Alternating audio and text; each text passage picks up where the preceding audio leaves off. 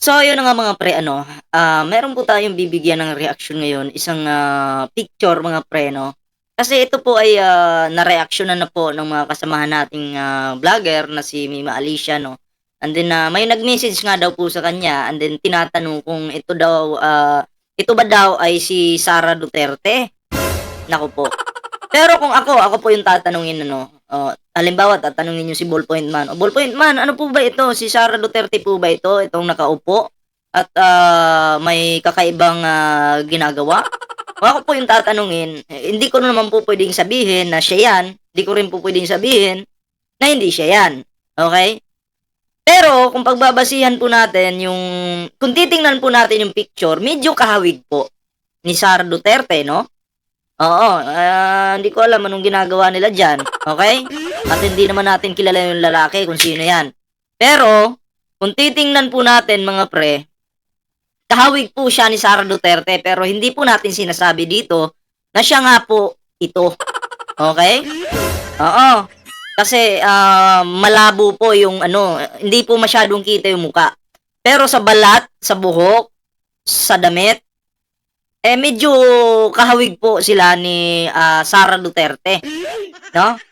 Again, inuulit ko po, hindi ko po sinasabing si Sara 'yan, okey? Pero kahawig. Kayo, ano sa tingin niyo mga pre? Sino kaya ang babaeng ito, okey? May kanya-kanya naman tayong ano, 'no, pag-analyze, okey? Puwede kayong mag-comment diyan sa ating comment section para mabasa po natin. So ngayon mga pre, patungkol nga po dito sa picture na 'to, meron po tayong bibigyan ng reaksyon, yung video po ni, Mima Alicia, 'yan, 'no? Oo, kasi nagbigay din po siya ng reaksyon diyan patungkol sa picture na 'yan. So eto na po 'no, 'wag na natin patagalin, siya nga po pala, oo, kung hindi ka pa po naka-subscribe sa ating YouTube channel, 'wag kalimutang mag-subscribe. Ayan, siyempre mag-like na rin mga pre, 'yan. Siyempre share-share po natin yung ating video, okay? Para happy-happy po tayo. So eto na nga mga pre 'no, pakinggan po natin yung sasabihin po ni, Mima Alicia dito.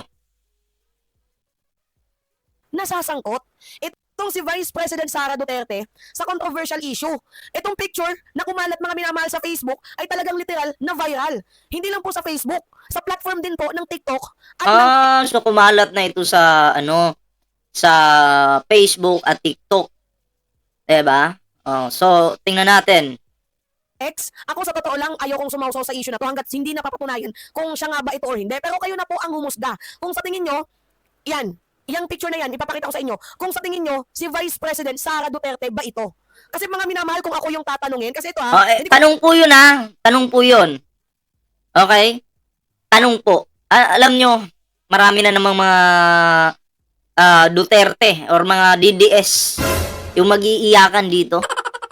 Nagtatanong pa nga lang yung iba, nagtatanong pa nga lang kami, nagtatanong pa nga lang si Mima, marami na pong nag-iyakan. Tanong pa lang naman po 'yan, hindi naman namin sinasabing siya nga po 'yan, okey? Tanong. Oo, ano kaya sa tingin niyo kung kayo yung tatanungin, 'di ba? Oo, si Sara ba ito o hindi, 'di ba? 'Wag mag-iyakan, kayo naman masyadong, napakabalat sibuyas naman itong mga ano, mga DD-shits, oo, 'di ba? Relax lang kayo. Ang tanong, eto po yung picture, palakihan po natin, sino nga ba ito? Ka-look-alike lang ba? Kasi kung titingnan yung buhok, balat, damit, parang kahawig nga, 'di ba? Tapos nakahawak dito sa ano ng lalaki, anong tawag diyan? Sa may itlog banda? Oo, sorry po, hindi ko alam anong ginagawa. Siyempre, hindi natin alam kung itong babaeng ito, kung sino man ito, nakaluhod, lumuhod. Bakit? Wala namang kasalanan, bakit luluhod? KO! Sino nga ba ito? Ay, mas maganda sana kung may video, kaso kung ganito kasi, bawal ilabas sa YouTube kung ganitong klaseng, kung may video nito. KO! Oo, bawal sige, tuloy na natin tong reaction ni Mima. Okay? hindi ko naman sana ito i-content. May nagtanong sa akin Tingnan niyo tong message sa akin mga minamahal. Nakikita niyo yan? I-hide na lang natin yung pangalan. December 14 pa pala ito nag-viral. Ngayon ko lang po nakita itong message. Ang Hmm. sabi dito, Mima, Kung titingnan natin yung lalaki, parang, ano yung nandito sa may batok niya? Parang hapon? Ganyan yung ano eh, mga may sombrero, tapos, ano, ganyan yung mga kasuotan ng hapon eh, mga sombrero nila eh. Oo. KO! Pareho pa silang naka-blue. Okay? Sige, tuloy natin. VP ba ito? Ha ha ha. Tumatawa. Actually, nung 14 pa ata siya viral mga minamahal. Ngayon ko lang po talaga nakita sa TikTok itong picture na to. At beside, nung pagtingin ko, nung tiningnan ko, yung mga message request sa akin, nakita ko na meron ding nag-PM, nag-private message sa akin at nagtatanong kung si Vice President Sara Duterte nga ba itong nasa picture na ito, which is hindi ko alam kung ano yung ginagawa ni VP Sara, kung si VP Sara man yan, yung nasa Kayo, kung si VP Sara man yan, ano bang ginagawa niya dyan? Gusto ko manggaling yung sagot sa inyo. Mag-comment kayo dyan, ha? Kung si Sara Duterte yan, anong ginagawa? Kung siya man yan. Okay, anong ginagawa niya dyan? May kinukulikot siguro. Baka may inaayos lang. KO! picture na yan. Kung ano yung ginagawa niya kasama ang lalaki, I do not know. Hindi ko alam. Pero kung ako yung tatanungin, kung sa tingin ko ba, ito ba si VP Sara, para sa akin, mukhang hindi naman New Victoria, Wait lang, may ads 1899. lang. This region once flourished siguro. Ito yung sabi ni Mima Alicia, kung siya yung tatanungin kung si Sara ba yun o hindi. Ito yung sagot niya. Ito ba si VP Sara, para sa akin, mukhang hindi naman siguro. Okay. Mukhang hindi naman daw siguro. Pero kung ako din yung titingin, okay, hindi ko naman pwedeng sabihin si Sara Duterte yan. Hindi rin pwedeng hindi. Hindi ko rin pwedeng sabihin na hindi siya yan, no? Pero kung tititigan po natin yung picture, okay? Tititigan po natin yung picture, medyo kahawig, 'di ba? O malay natin, may ka-look-alike lang. 'Di ba? KO! Malay natin, 'di ba? Uso naman yung ano ngayon eh. Yung mga ka-look-alike. 'Di ba? Malay natin kamukha lang. Sige, tuloy natin. Baka lang naman sa akin hindi ko naman sa pinagtatanggol itong si Vice President Sara Duterte, mukhang hindi naman ata si VP Sara gumagawa ng ganito. I don't know lang ha, kasi mga minamahal, hindi talaga mawala sa isipan ng mga tao na baka si VP Sara yung nasa picture na yan, dahil unang-una meron pong issue noon si Vice President Sara Duterte with Jan Amores, di ba? Ano yung sabi ni Epifanio Labrador? Si Vice President Sara Duterte, Oo, kasi nabigyan din po natin yan ng reaction, yung kay Epifanio Labrador. minamahal, ay merong lalaki. Ngayon, pinangalanan ni Epifanio Labrador kung sino yung lalaki ni Vice President Sara Duterte, at kanya nga pong minention itong si Jan Amores, na ang sabi naman ni Epifanio Labrador kaya hindi siguro maibanggit ni Vice President Sara Duterte kung saan niya ginamit ang 125 million confidential funds na naubos within 11 days ay baka daw po ibinigay sa kanyang lalaki dito kay Jan Amores at ipinagawa ng gasoline station. Yan po yung version ng kwento na narinig ko kay Jan Amores, ay kay Epifanio Labrador, na ang 125 million daw po na pera, na confidential funds, ay ibinigay daw po kay Jan Amores. Mga minamahal, ulitin ko sa inyo, yung 125 million confidential funds, up to this moment, hindi pa din po sinasabi ni Vice President Sara Duterte kung saan niya po ito ginastos. May narinig akong parang may sinabi si Sara Duterte, yung 125 million daw, na napunta naman daw sa mga mahihirap. Kasi kung napunta yung pera na yun sa mga mahihirap, okay, bakit yung mga DDS ngayon nagrereklamo pa rin na mahal yung bigas? Kung natulungan na pala yung mga mahihirap na DDS, bakit nagrereklamo pa sila? So hindi po ako maniniwala doon sa sinabi ni Sara na yung confidential funds na yon, yung 125 million ay napunta doon sa mga Pilipinong naghihirap. Kasi sinungalingan po yan. KO! Confidential nga, 'di ba? Pero nakita naman natin kung paano ang pag-withdraw ng pera. 'Di ba? Talagang isang withdrawal lang yung 125 million Grabe. confidential funds na 'yan. Ang dami din pong question, 'di ba? Sa paggasta ng 125 million confidential funds na yan na bakit naubos. Pero according naman po sa House Quad Committee hearing, mga minamahal, yung 125 million confidential funds ay ginastos daw po yan sa tables, sa chairs, sa laptops, sa safe houses, which is hindi ko nga din magets. Kasi when you say Magulo yung kwento, ano? May kwento din ganun. Meron ding itinulong di umano sa ano, sa mga mahihirap. Magulo yun, no? confidential, and then Oo. Ang hirap talagang kung ako, ay, ayaw ko na lang magsinungaling kasi baka mahuli lang ako eh. Diba? Alam nyo, pag ang tao nagsisinungaling, nadudulas yan, nahuhuli sa bunganga. Kasi, no, hindi, siguro, hindi nila napag-aralan ng maayos kung paano magsinungaling. Diba? Oo. Dapat gayahin nila si Morales kasi expert po sa pagsisinungaling. Diba? Morales, yung pinaka-bobong kalbo. KO. Pag nagsinungaling yun, kala mo kung totoo eh, no? KO. O yung pala, kasinungalingan lahat. intelligence funds, nagagather ka sana ng mga confidential things. Di ba? Eh, mga minamahal, yung safe house, hindi naman po confidential funds yan. I mean, hindi naman po yan confidential. Hindi ka naman po nagagather ng intelligence dyan. Di ba? Yung chairs, laptops, tables, hindi po natin pwedeng ilagay sa confidential yan. And also, yung tree planting, hindi din naman po natin pwedeng ilagay sa confidential yan. Kasi hindi naman po pang confidential yung mga pinaglaanan ng budget. Sa House Committee hearing, yun po yung nakita. Na ang sabi ni VP Sara Duterte, doon daw po ginasta ang pera ng 125 million confidential funds na yan. Sa safe houses, sa tables, sa tree planting, libreng pasakay, ganyan. Sa mga estudyante, sa mga bus. Pero sa akin, mga minamahal, hindi naman po talaga Libreng pasakay sa mga rallyista? Baka sa rallyista siguro. Kasi pag mga nagrarally, libreng sakay sa bus yan. Papuntang EDSA. KO.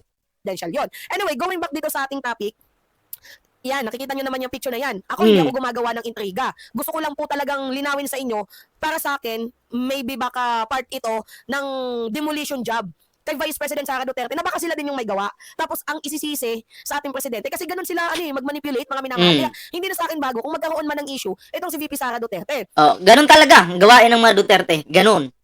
Kaya, ang sabi nga ni pinakabobong kalbo si Morales, may banta daw sa buhay niya. No, na ang nagbabanta itong administrasyon. Nako, mamaya ang titira din diyan kay Morales, mga DDS lang din. Tirahin and then mawala yung buhay and then isisi sa sa administrasyon. Gawain nila yan eh. KO. 'Di ba? Huwag tayo magtaka kung mangyari yan. Alam naman natin yung Pangulong Bongbong Marcos ayaw nga makipag-away eh.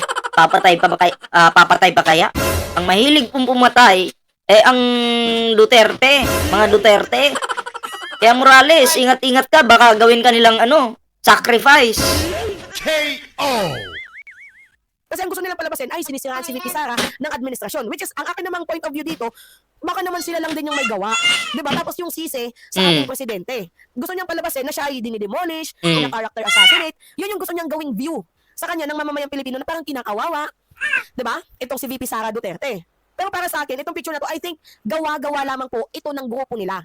Para palabasin na masama talaga si PBBM. Na si PBBM, yung ugat ng demolition, ng character assassination kay Vice President Sara Duterte. Kaya itong mga picture na to, mga minamahal, galing din yan sa kanila. Maybe. Diba? Kung ako lang yung tatanungin, maybe itong mga picture na to. O kung halimbawa, fake yung picture na yan, posible nga na galing ito sa mga DDS. Diba?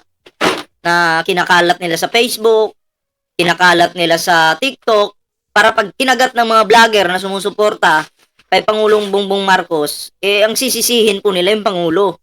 Kasi pwedeng sabihin nila yan, hindi, tingnan mo, ang galing-galing ng administrasyon na to gumawa ng mga ganyan. Di ba?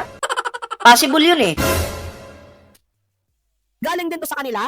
Tapos, gusto nilang i-credits sa mga loyalists na tayo yung gumawa ng picture na to Yun. para masira si VP Sara. Tapos, ang magiging point of view ng mamamayang Pero kung Pilipino, ako, kahit wala naman yung picture na yan, wala nang masisira pa kay Sara Duterte dahil sirang-sira na lahat.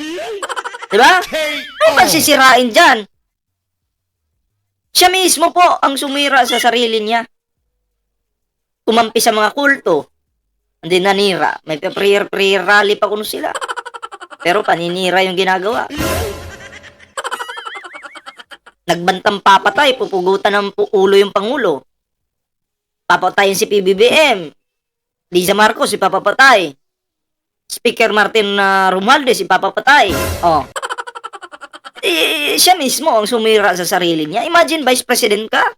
Magbibitaw ka ng ganyang mga salita. Tapos sasabihin nyo, ang mga vlogger ni BBM yung naninira. Oy, nagbibigay lang po kami ng reaksyon patungkol sa pagbabanta nitong Sara Duterte na to sa Pangulo, sa 3 tao. Sa pagmumuran niya, binibigyan din namin ng reaksyon. O di siya mismo ang sumira sa sarili niya. KO. Dito, ay, malakas talaga si VP Sara, no? Kasi grabe kung paano siya sirain ng mga loyalista, ng supporters ni PBBM. Baka maybe, diversionary tactics, I don't know kung anong klaseng taktika man ito tawagin, pero para sa akin, ang nakikita ko, edited, or baka totoo itong picture na to, pero hindi ito si VP Sara. Gusto lang talaga nilang palabasin na masama Inuulit ko po, kung titingnan natin yung picture, hindi ko naman po sinasabi si Sara Duterte ito, pero kung titingnan natin yung picture, kahawig po yung babae ni Sara Duterte. Malay natin, kalok-alike lang, 'di ba? Pero yung lalaki po, ay hindi ko po kilala kung sino yan. Ano kayang ginagawa nila diyan? Malay mo, may something na nire-repair si diyan, yung babae, 'di ba? Malay mo, may kinakalikot lang. Ganun naman yun eh. Siyempre, pag masipag ka, tatrabahuin ka talaga. KO. talaga yung administrasyon at ipakita na si VP Sara ay dinidemolish ng ating pamahalaan, ng ating gobyerno. Kaya huwag kayong magpapadala mga minamahal sa mga fake news. Pero nasa sa inyo pa din yan. Kung sa tingin nyo, si VP Sara ba yung nasa picture na to or hindi. Ako hindi ko naman alam kung ano yung ginagawa dyan ni VP Sara eh. Hindi naman pinakita na kung anong ginawa ng lalaki. Ang nakikita ko lang, si VP Sara ay lumuluhod. Yun lang yung nakikita. Ang sama mo, may mali siya. KO. Bakit kaya lumuluhod? Parang binigyan mo ng idea yung mga viewers natin dyan KO. Bakit lumuluhod? May kasalanan ba kaya lumuhod? Bakit? KO. Humihingi ba ng tawad? Grabe si Mima Alicia talaga. Ano bang ganun? Bakit kaya lumuluhod? KO. Kita ko. Kayo, ano sa tingin nyo, mga minamahal? Ako, ayaw ko ng mga intriga. Kaya nga nandito ako para linawin sa inyo itong photos na to. I think, para sa akin ulitin ko, gawa-gawa lang din nila ito. Tapos ang sisi sa administrasyon. Yan po yung aking point of view. Yan po yung aking nakikita. Pero hindi ko naman pwedeng sabihin na hindi ito totoo, itong picture na to. Diba? Kayo yung magde-decide kung sa tingin nyo totoo or hindi. Diba? Kasi ako, nagbibigay lang ako ng sarili kong opinion. Alright? So, again, mga minamahal, pwede lang po ako ng likes, comments, and share. Yun po yung video, Yan po yung reaction ni Mima Alicia. Lumuluho daw po. Malay natin, may kasalanan talaga. KO. Nagmakaawa lang. Kung sino man tong babae na to, na lumuluhod dyan, gagawa kayo ng ganyan, tapos may camera. Yun yung problema dyan. So, at least mga pre, niliwanag naman ni Mima Alicia. At ako, kahit ako, sinasabi ko rin na kamukha ni Sara Duterte, yung babae. Pero hindi ko sinasabi na siya yan. Hindi ko rin sinasabi na hindi siya yan. Okay? Nasa inyo pa rin yung desisyon. Okay? O kayo, ano sa tingin nyo? Comment down below kung ano yun yung reaksyon patungkol sa video na to. O mga DD-shets, wag iiyak ha. Hindi kami na may make news dito. Pinapaliwanag lang namin. Okay? Nang maayos. Wala kaming sinasabi na si Sara Duterte yan. At hindi rin namin sinasabi na hindi siya yan. Pero kung titingnan mo yung larawan, mula buhok, balat ng babae, 'di ba? Damit, kahawig po ni Sara Duterte. Okay? So nasa sa inyo pa rin yung desisyon kung sino ang babaeng ito. So ayun lang po yung ating video ngayon mga pre.